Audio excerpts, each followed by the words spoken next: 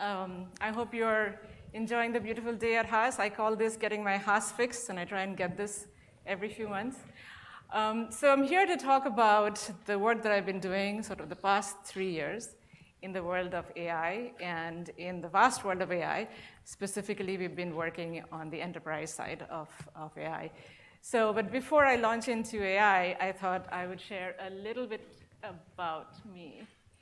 And the first thing, I think, if I look back at how I've been living my life, most of my friends will say that I look at every situation and think of everything that can go wrong with it. And then I sit and agonize and, most importantly, bore them to death about it as well. But generally speaking, if I do think about the important decisions I've made in my life, they have turned out to be ones that have been of some degree of risk. Starting with when I picked my undergrad school, I was growing up in this really safe little town in the northeast of India, and I decided to move to a town that was rife with insurgency in the south of India because I really wanted to be in this computer science program. And so I moved 1,500 miles to the south. And while getting an education there, I also met Mian. And if you think about growing up in India, at those times at least, I don't know if it's still the case, your parents kind of gave you a template. And it had check boxes. And being a good girl, you were expected to check the boxes and find your right mate. And I certainly checked the boxes, every one of them, but they were on the do not marry side. We had very few things in common. But we got together and got married. And then after we graduated, fast forward a few years, I feel like I take these risky decisions and I figure out a way to calm it all down. And then I do it again.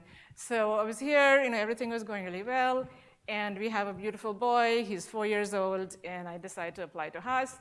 And fortunately, as Haas decides to accept me, luckily for me that year, I realized that I'm going to have my second child. So here I am entering Haas with a 5-year-old, a newborn, a full-time job. And when people ask me, why did you do it, I really did not know what I was getting into. So it was an entire accident. So 3 years go by, and I feel like, OK, I've settled down. I figured this out. I can take a deep breath and now get on with my life. And just as I've graduated, my husband says, how about we stop doing this? And we quit our jobs and move to India for 2 years because I've heard there's fun things going on there and I want to start this new venture. And so there you go, risk again, quit everything. And here's where Haas comes in. It was 2010, and so we are going to India, no jobs, one self-funded venture and 2 kids. And before I get on the plane, I put on the Berkeley LinkedIn page. In 2010, it was kind of active, but not that much. And I said, Haas Bear, looking for opportunities in India. Anybody knows something, let me know. What can I do there? And by the time I land, get my head sort of wrapped around what I'm doing, open up LinkedIn, I have about 15 invites and messages from people, some with direct opportunities, and some with people that would introduce me to other things. They were big companies like SAP to small startups. And within a month, I had a job offer from a Haas alum who was the CEO of a solar power startup there.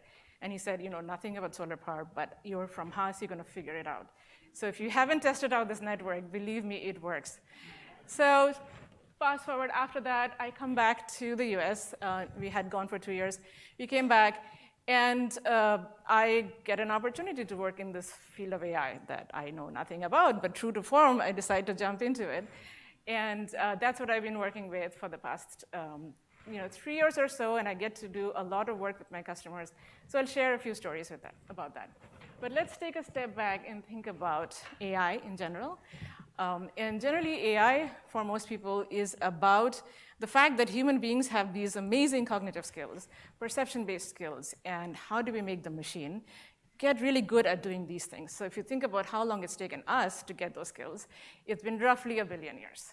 We've got these faculties through evolution. However, the past 2 decades or so, we pointed computers at the problem, and very, very quickly, they have now begun to do a lot of the things that we have taken for granted to do well. So for vision, you can not only figure out what's on the page, but how many of the cats there are, and if you've got 2 of a cat and 1 of a dog, and so on. And computer vision is going really vast leaps forward. Language processing, we've already made a lot of advancements in this. Still, a lot of the AI devices don't seem to understand me that well, but I do think that they have made a lot of. And then computer speech. And if anybody knows this picture, then I'd like to see them raise a hand. Yes, who wants to? Yes, it's the game of Go. So DeepMind in Britain has come up with a computer program, and they challenged Lee Sedol from South Korea, one of the best players, at a very complex and ancient game of Go. And it turned out that even though Lee Sedol was very confident he was going to win, it turned out that the machine did beat him.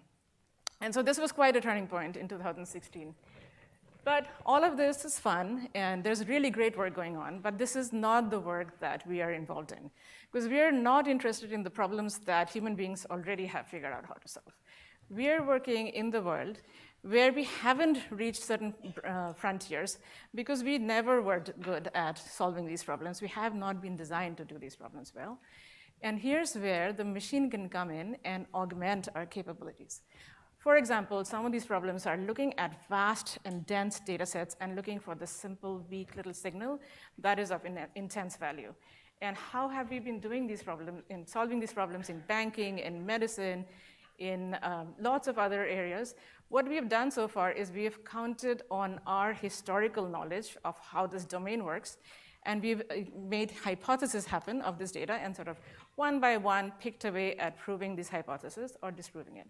And so obviously, as the data is scaling, we've become less and less efficient over time. So I'll leave you with 3 stories that we have worked at our customers, where we've used the AI that we have generated to come up with better solutions and come up with solutions that have broken that barrier. So first of all, the problem of fraud detection is a very difficult problem in general, and it's also a difficult problem in AI.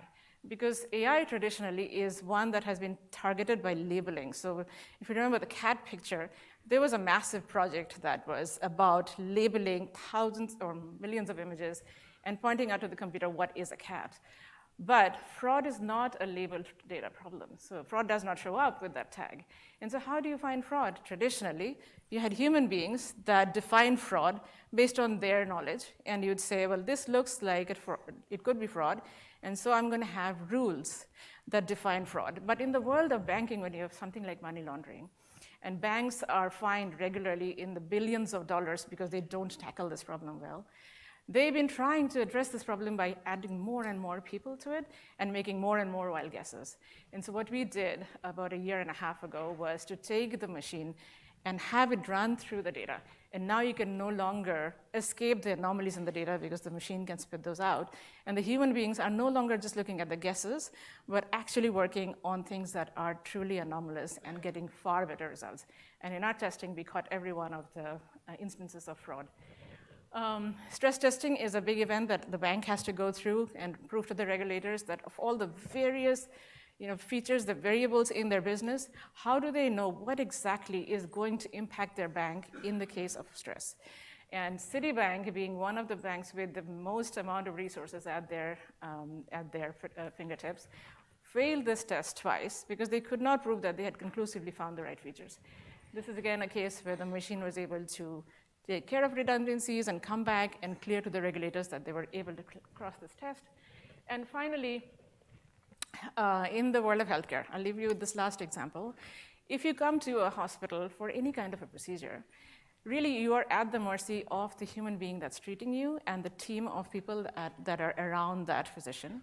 And how have they come up with the right way of treating you? They have, of course, done their academic research, and they have studied journals, and they've sat in committees, and they've seen the results of medical studies that have had maybe 100 subjects, 200 subjects. These are not easy studies to come by. However, you no longer have to be limited with such little information because the hospital systems have the medical record systems, and that data can be spit out. And you can look at specifically the population that looks like you, your age group, your features, and say this group of people had this subset that recovered soonest, and then let's reverse engineer and see what was done to them. What were the drugs, what was the treatment, and then you have far more information that you can give the physician, and they make a better decision for a care plan. All right?